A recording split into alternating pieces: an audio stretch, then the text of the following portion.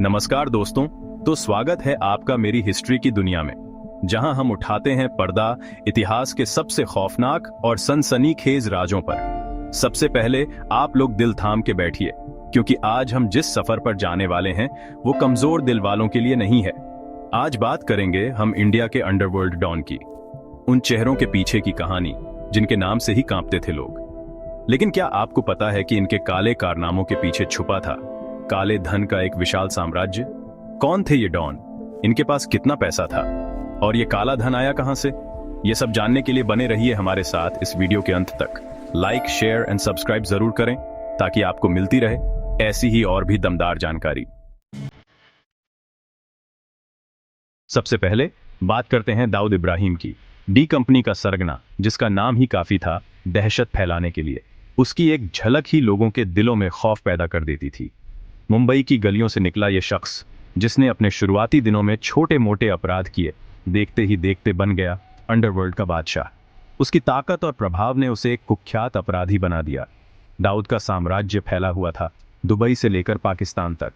उसकी पहुंच और नेटवर्क ने उसे अंतर्राष्ट्रीय अपराधी बना दिया। हवाला, ड्रग्स, हथियारों की तस्करी, सब कुछ चलता था उसके इशारे पर। उसकी हर गतिविधि ने उसे और भी शक्तिशाली बना दिया।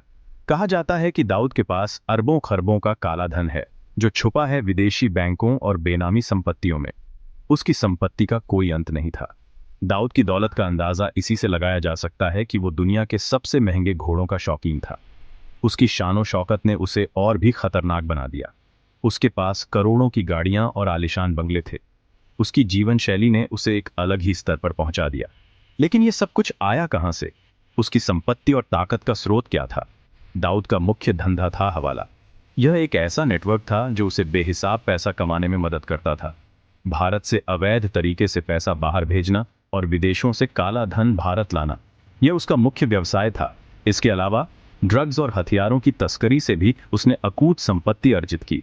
उसकी हर गतिविधि ने उसे और भी अमीर बना दिया। दाऊद के काले धन का एक बड़ा हिस्सा रियल एस्टेट में लगाया गया। उसकी संपत्ति का एक बड़ा हिस्सा जमीन और इमारतों में निवेश किया गया था। बेनामी प्रॉपर्टी खरीदना, जमीन पर कब्जा करना, ये सब उसके धंधे का हिस्सा था। उसकी हर गतिविधि ने उसे और भी शक्तिशाली बना दिया। कई बड़े नेता और बिजनेसमैन भी उसके काले कारनामों में शामिल थे। उसकी पहुंच और प्रभाव ने उसे और भी खतरनाक बना दिया। दाऊद के काले साम्राज्य की जड़ें इतनी गहरी थीं कि उसे मिटाना आसान नहीं था। उसकी ताकत और प्रभाव ने उसे एक अजेय दुश्मन बना दिया।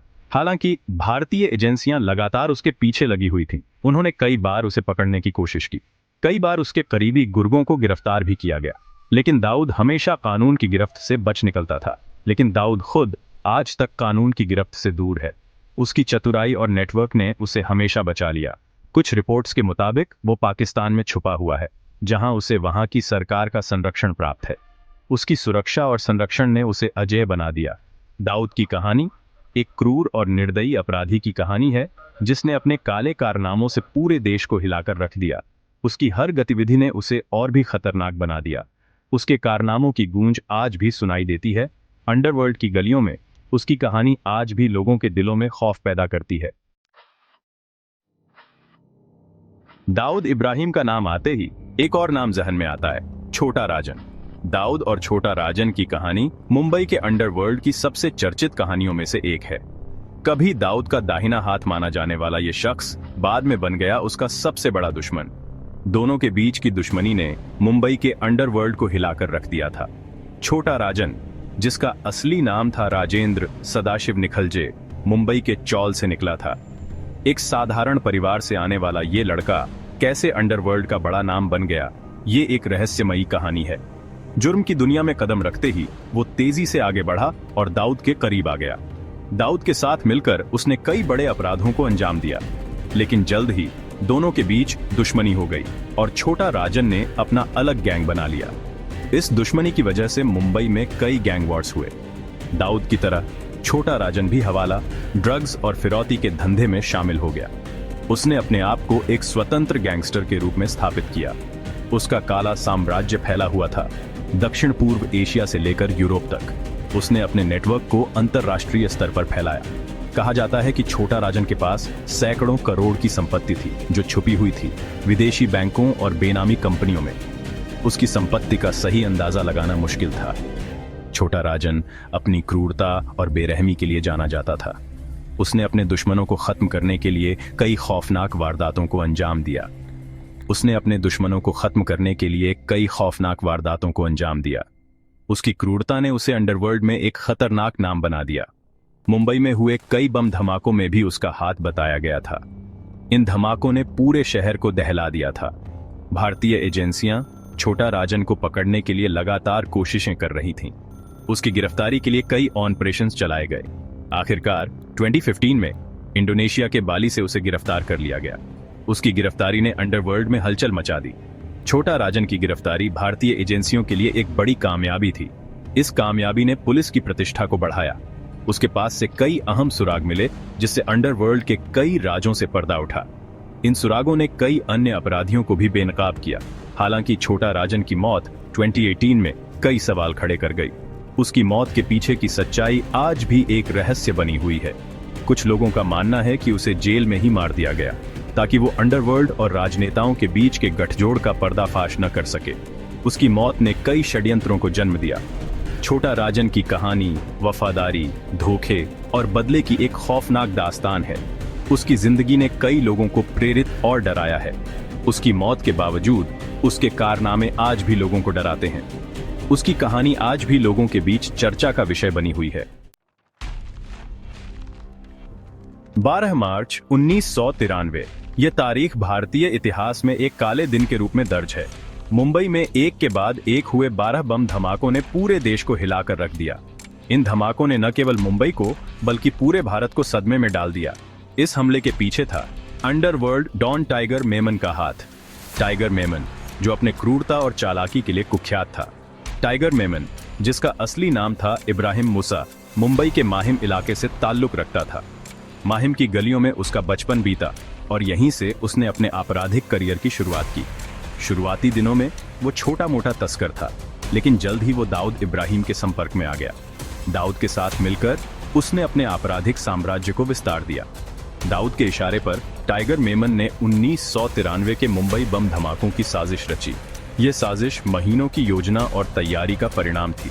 इस हमले का मकसद था 1952 के बाबरी मस्जिद विध्वंस का बदला लेना। बाबरी मस्जिद के विध्वंस ने देश में सांप्रदायिक तनाव को बढ़ा दिया था।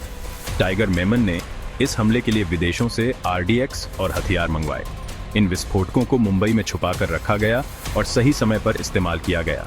उसने कई युवाओं को ट्रेनिंग दी और उन्हें इस खौफनाक साजिश में शामिल किया।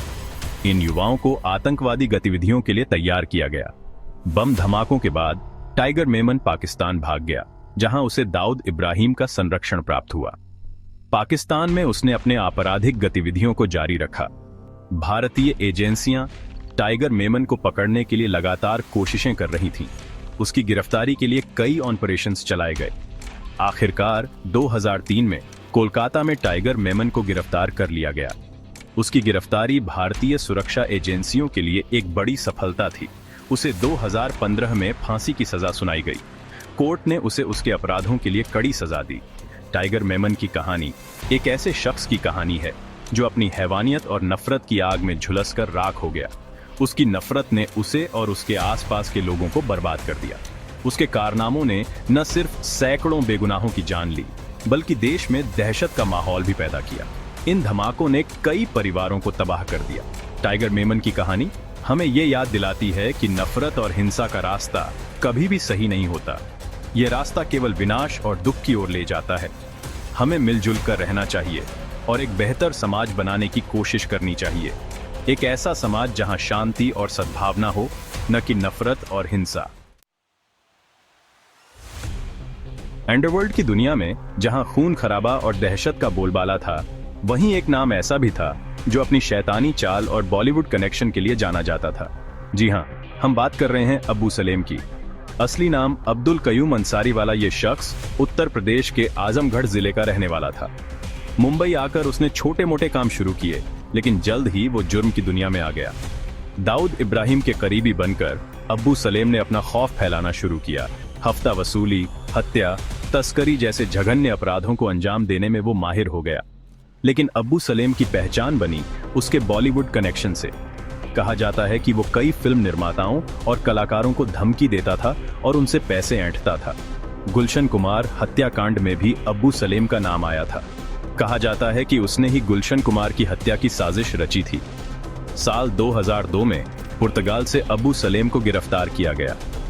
2017 में उसे मुंबई बम ब्लास्ट केस में उम्र कैद की सजा सुनाई गई।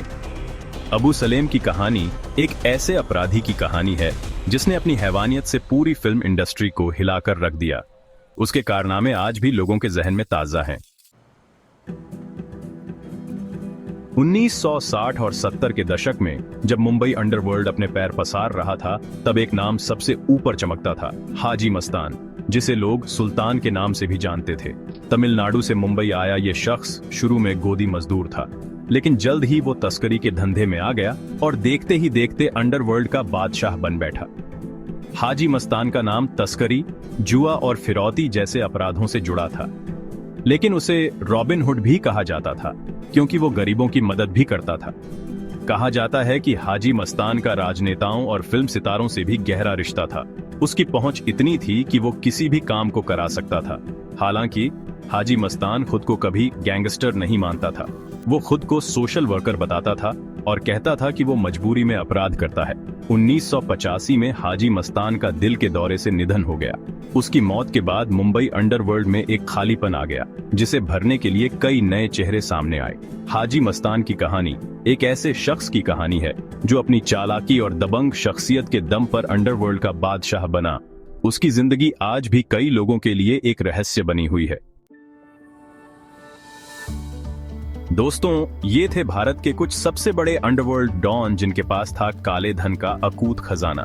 इनकी कहानियां हमें बताती हैं कि अपराध की दुनिया कितनी गहरी और खतरनाक होती है। काला धन एक ऐसा जहर है जो हमारे समाज को अंदर ही अंदर खोखला कर रहा है। ये भ्रष्टाचार को बढ़ावा देता है, विकास को रोकता है और गरीबी को जन्म देता है। हमें सबको मिलकर इस काले धंधे के खिलाफ आवाज उठानी होगी, तभी हम एक सुरक्षित और समृद्ध भारत का निर्माण कर पाएंगे। दोस्तों,